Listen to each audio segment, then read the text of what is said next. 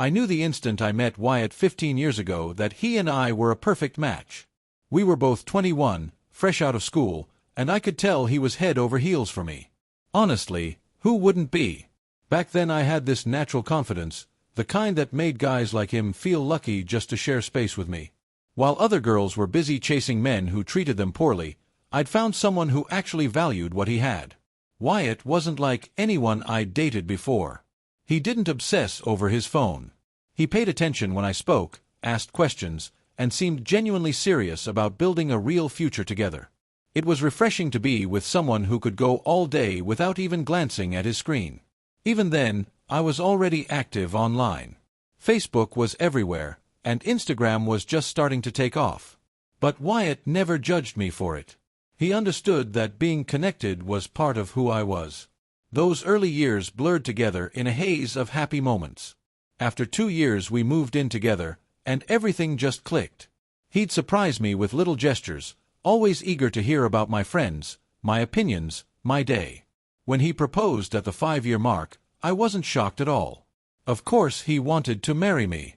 The wedding was exactly how I'd always pictured it, and from the way he looked at me, I knew he thought he was the luckiest man alive, which, honestly, he was. The first few years of marriage were blissful. We built a routine where I could be fully myself, and Wyatt embraced it all. We had date nights, weekend getaways, and those lazy Sunday mornings that stretched until afternoon. As more social platforms came out, I got more involved online, but it never seemed to bother him. He'd tinker with projects or dive into a book while I scrolled through feeds and connected with friends. It felt balanced.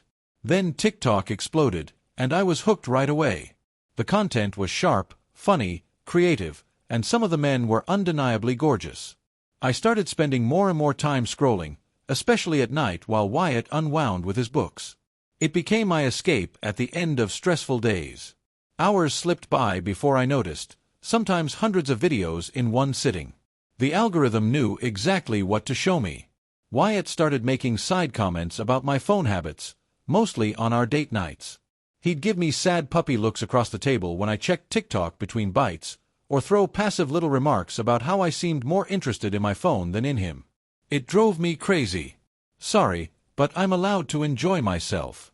These creators were entertaining, unlike the recycled stories about his job that I'd heard 1,000 times.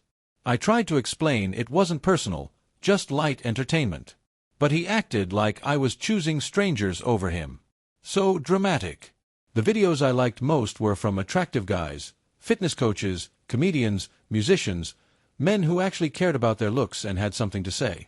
They had energy, confidence, charm. They made me laugh in ways Wyatt hadn't in years. I started following more of them, keeping track of their schedules, checking their updates religiously. To me it felt harmless, just a little fantasy to brighten the day. One night I watched a TikTok of this ridiculously good-looking actor going through his workout routine. He was shirtless, of course, and radiating this confidence that was impossible to ignore. Without thinking, I typed a comment, "I'm married, but I just need one chance." It felt exhilarating to post it, even though I knew nothing would come of it. He had millions of followers. Why would he notice mine? Still, there was a thrill in openly admitting my attraction, even if it was playful. I forgot all about it until a few days later, when Wyatt confronted me. He held up his phone with this serious look, like he'd just uncovered a dark secret. "Are you serious?" I asked, honestly confused why he was so worked up. Why was this such a big deal? It was a joke. It wasn't like I'd actually get with the guy. The whole thing was obviously fantasy, but Wyatt acted like it was betrayal. Then he asked how I'd feel if he left flirty comments on Elizabeth Dickie's posts. That ticked me off. First of all, she's a massive Hollywood star, not some TikTok fitness guy. Second, if Wyatt wrote something like that, he'd probably mean it. My comment was harmless fun, not real. The fact he couldn't see the difference proved how ridiculous he was being. I gave him what I thought was a fair apology, though honestly it felt fake, because I didn't believe I'd done anything wrong. He launched into a speech about how I shouldn't post things like that again, and I agreed just to shut him up. I hated arguing. It was easier to say what he wanted to hear and move forward. We made up the next day, and I figured it was over. But I couldn't shake how controlling he had been. Who was he to police my social media? I was an adult. If I wanted to leave a cheeky comment on some guy's video, that was my right. The longer I thought about it, the more annoyed I became. Wyatt was treating me like a teenager, and it made me want to push boundaries even more. So I kept commenting, but smarter this time. I'd delete them after a while or use subtler wording. The thrill was still there, though. That rush of putting myself out there, imagining what might happen if one of those gorgeous men actually noticed me. And over time, I started pushing further. Instead of stopping at comments, I started sliding into DMs. Most of the bigger names ignored me, which wasn't surprising, but a few sent polite thank you replies that sent my heart racing. That's when I found Riley. He wasn't a celebrity, just a normal guy who had built up a small following of around 4,000 people by posting cooking content. But he was ridiculously attractive, and more importantly, he actually answered me. Our chats turned into real conversations, about recipes, travel, life in general. He was funny, thoughtful, and seemed genuinely curious about me. For the first time in years, I felt noticed and appreciated by a man. Riley made me see how much I'd been settling with Wyatt. When was the last time my husband had told me I looked beautiful, or made me feel special the way he used to when we were young? Riley, on the other hand, complimented me constantly, remembered little details, asked about my day.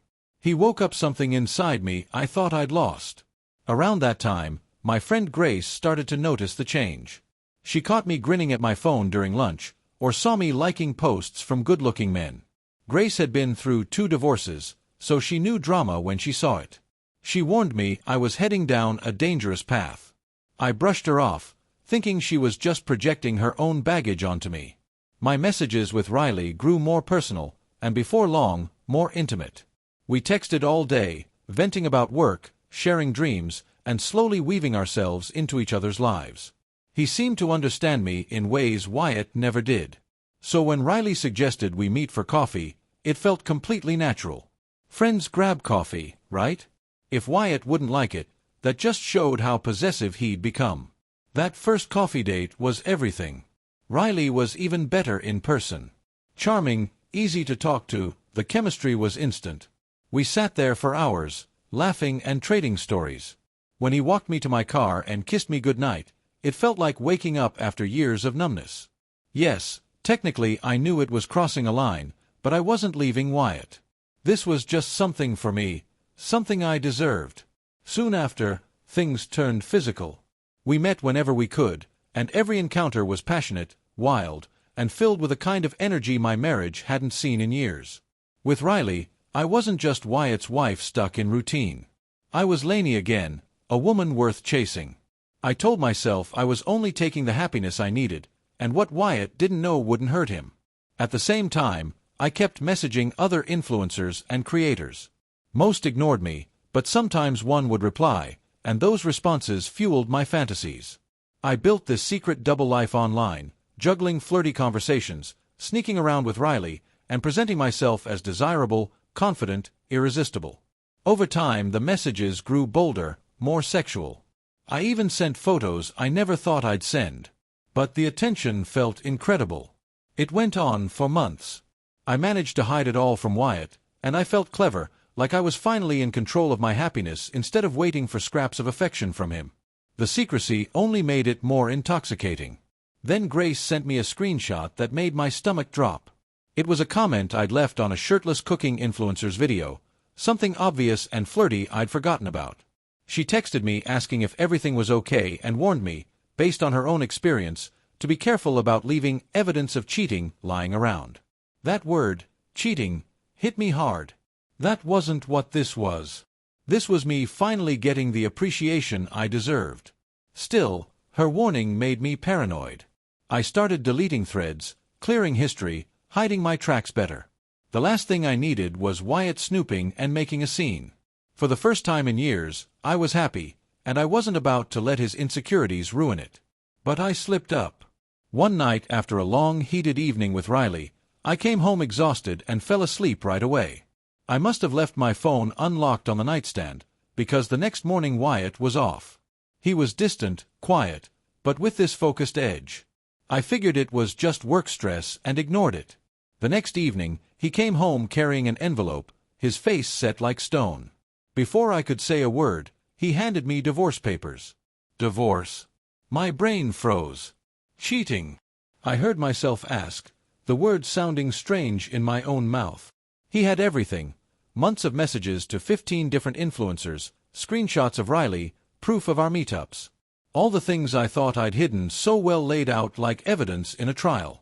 I tried to explain it wasn't as serious as it looked, that most of it was just fantasy, harmless fun. But Wyatt shut me down. He said cheating wasn't the kind of problem you work through. 15 years together, and he was ready to end it over some messages and a few meetings with Riley. I begged to talk, to find some middle ground. I even suggested moving into the guest room while we figured it out. But he was cold, detached, a stranger. He'd already made up his mind. The very next day, he told me to pack my things and leave. Just like that, I was supposed to walk away from our life together because he decided it was over. I tried reminding him of everything we'd built, all the good years, but it was useless. He was already gone. I ended up bouncing between friends' couches, which was humiliating, but I told myself it was only temporary. I assumed once Wyatt cooled off, he'd realize how extreme he was being. But weeks passed with no word from him. Every text went unanswered, every call went straight to voicemail. It was like I'd vanished from his life. The divorce process was brutal. Since he had proof of my affairs, I walked away with nothing. No alimony, no share of the apartment, nothing. The judge treated me like the villain, and his lawyer painted me as this manipulative cheater who betrayed a loving husband. They made it sound so much darker than it actually was. I tried to explain that I had just been searching for the connection and appreciation missing from my marriage, but nobody wanted to hear it. Once I'd worn out the patience of my friends, I had no choice but to move in with my sister 2 hours away. The commute to keep my job was punishing. 4 hours daily on the train, plus work. I was constantly drained, and the stress was taking a toll on my health. Meanwhile, I couldn't stop thinking about how Wyatt was still in our apartment, comfortable and untouched, while I was paying the price for his decision to nuke our marriage. After a few weeks of the commute from hell, I caved and called him. I was crying, exhausted, and begged him to let me come back. I offered to pay rent, to stay in the guest room, anything just to avoid destroying myself on those trains every day. I told him that love doesn't just vanish overnight, that we could work through this if he gave us the chance. But he threatened to file a restraining order if I kept reaching out. A restraining order, as if I were some dangerous stranger instead of his wife of a decade who had simply made mistakes. I snapped and called him every name I could think of, accusing him of being petty and cruel. He didn't even deny it. He said flat out that he was being petty, and that he didn't care. That was the moment I knew the man I'd married no longer existed.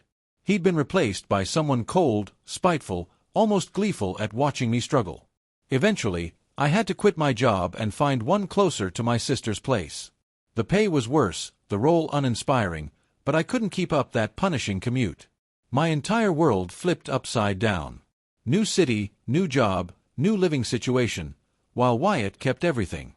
He still had the apartment, the job, the same friends, the same life. He lost nothing. I lost everything. Some nights I lay awake thinking how different it all could have been if he'd chosen to fight for us instead of going nuclear. Yes, I made mistakes. But marriages survive infidelity all the time. Couples work through it. Wyatt was too proud, too stubborn, to even try. He'd rather burn 15 years of history than admit he shared responsibility for the loneliness that drove me to look elsewhere.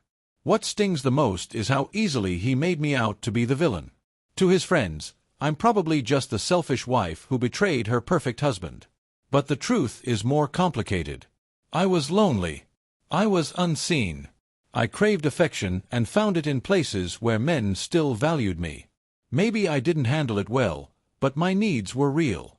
Wyatt's refusal to see that proves just how self-righteous he really was beneath that nice guy exterior. I remind myself I'm better off without someone so unforgiving, but that doesn't erase the fallout.